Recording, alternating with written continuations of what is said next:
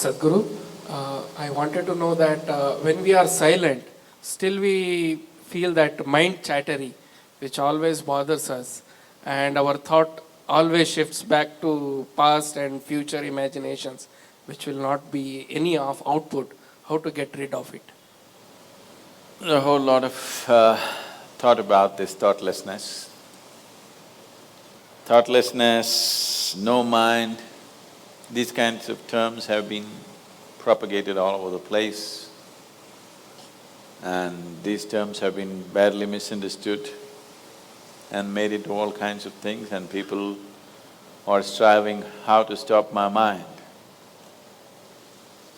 It took millions of years of evolution to get a mind of this kind of capability, isn't it? Millions of years of tremendous amount of nature's work that today you have a mind of this kind of scope. And now you want to stop it.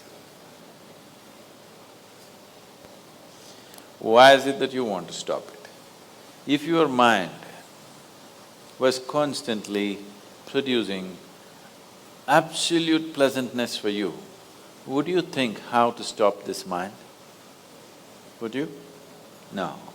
It's producing a lot of unpleasantness. That's why you're thinking of how to stop the mind. This is the first thing, wherever you go in the world, this has gone so much into people's mind. If you tell them you meditate, they say, "But Sadhguru, I'm not able to stop my mind." I said, that will happen only after you stop your kidneys, liver, heart. You stop all these things, then the mind will also stop. Do you want it to stop? No. Then why do you want the mind to stop? Why do you have such a horrible prejudice against the mind? You don't mind if your heart is beating, you can meditate. You don't mind if your liver is working, you can meditate. Your kidneys are functioning, you can meditate. If your brain functions, you can't meditate, what is the problem? You seem to have something against intelligence, isn't it? This is the conspiracy of the stupid against human intelligence, that to meditate means your brain must be frozen. No. You don't have to freeze your brain. We were looking at this yesterday itself. We will initiate you into Shambhavi. It's a simple process. There are many ways to do it. This is one simple way. But it's a powerful process. If you sit here, you will see your body is here, your mind is somewhere, who you are is somewhere else. Once there is a space between you and the mind, then what the mind is not doing, what the mind is doing is not even an issue. It is like you're stuck in the traffic jam. You're struggling through the traffic. That's one experience. Suppose you're either standing on Chamundi Hill or you're floating in a hot air balloon and look down at all the traffic. Very peacefully, traffic. Why? There's a distance, isn't it? When you're in it, traffic is a different experience. From really high up there, sitting in a hot air balloon, you look down, you can't even hear the sounds. Looks wonderful, traffic, isn't it? Yes or no? Because there's a distance. So once there's a distance between you and your mind's activity, mind is not a problem. Mind is a miracle, it is not a problem. And anyway, if thoughts are going continuously, if you're having a mental diarrhea, obviously you ate some bad food, isn't it? Yes. If you're having a physical diarrhea, you ate some bad food, isn't it? If you're having a mental diarrhea, you are obviously consumed something wrong.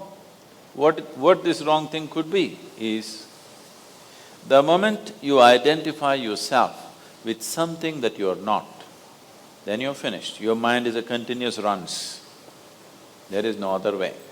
Do what you want, try as hard as you want, it is not going to stop. If you do not identify yourself with anything that you are not. You know how to be with everything, you know how to use everything, but you're not identified with it, then you will see if you sit here, simply mind will be like this. If you want to use it, you can use it, otherwise it'll be like this. Right now your hands are like this, or you're holding it tied up because it'll go all over, is it?